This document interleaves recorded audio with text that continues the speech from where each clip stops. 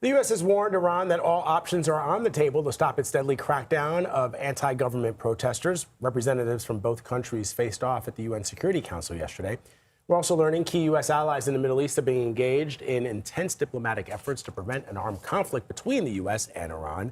For more on this, we're joined by CBS News senior foreign correspondent Holly Williams, who continues to follow developments for us from neighboring Iraq. Holly, good to see you. So what can you tell us about these latest diplomatic efforts?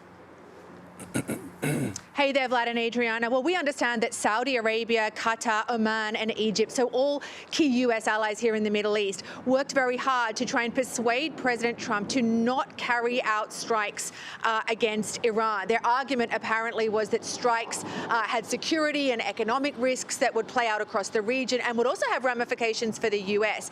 That's quite striking because at least some of those countries don't have great relationships with Iran, and I'm thinking there in particular of Saudi Arabia, which has been engaged in proxy conflicts with Iran here in the Middle East. Remember, the background to this is that President Trump repeatedly threatened to hit Iran hard, and U.S. officials told CBS News that he'd been briefed on an array of options for actions to take against the Iranian regime, including military strikes. But then on Wednesday, and this is after a violent crackdown that we understand left thousands of people dead in Iran, President Trump said he had had assurances that the killings had stopped and that there would be no executions carried out by the regime. Now, that is obviously a sudden and major change in tone from President Trump. It also seems like a major concession from the Iranian regime. Remember, authoritarian regimes tend to like to have the threat of violence at their fingertips as a way of maintaining control. Now, U.S. officials have said that all options are still on the table, but President Trump's special envoy, Steve Witkoff, speaking at a conference yesterday,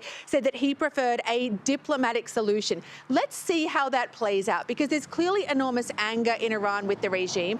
Following this violent crackdown, you assume that anger must have grown. And authoritarian regimes have a tendency to want to cling on to power at any cost. You know about what's going on inside Iran. How are people feeling? I mean, I imagine there's a bit of a sigh of relief because the crackdown has subsided for now, but you never know when it's going to flare back up again.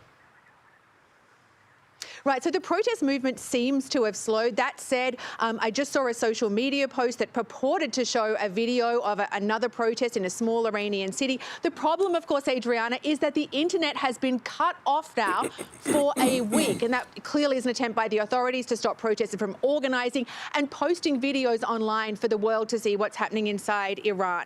Now, the Iranian authorities say that they have made 3,000 arrests in connection with the protests, and a senior official has promised swift justice. All right, Holly Williams reporting from Iraq for us. Thank you, Holly.